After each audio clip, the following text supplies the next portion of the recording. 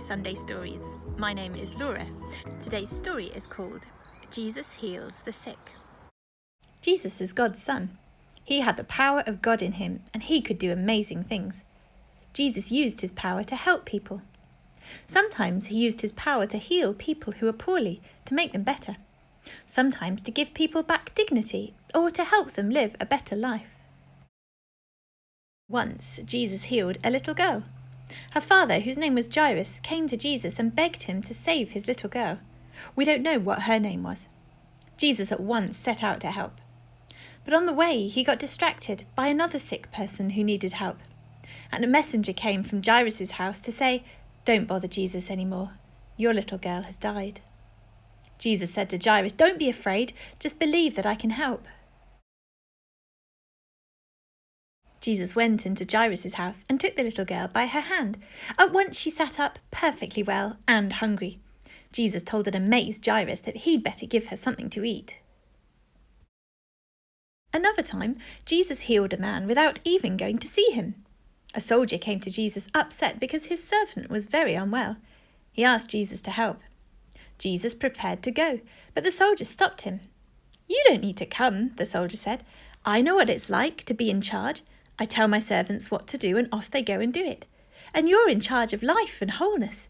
You just need to give the order and my servant will be healed." Jesus was impressed at how much the soldier believed in him. He promised that the servant would be healed, and when the soldier arrived home, he found his servant happy and well. Another time, Jesus healed a man who didn't even think there was anything wrong. Zacchaeus was a tax collector who often cheated people and stole their money. No one in the town liked him. But when Jesus came to town, he especially asked to go for tea at Zacchaeus' house.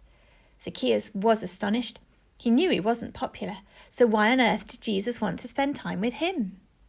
But after a few hours with Jesus, Zacchaeus had a taste of what it was like to have friends and be part of a supportive community.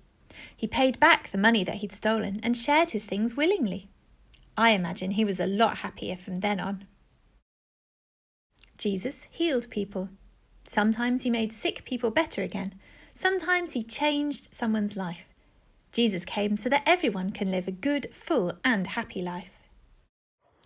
What do you wonder about these stories? I wonder whether you have ever felt poorly. How did it feel when you started to feel better?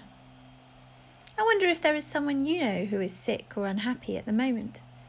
I wonder what you would ask Jesus to do for them.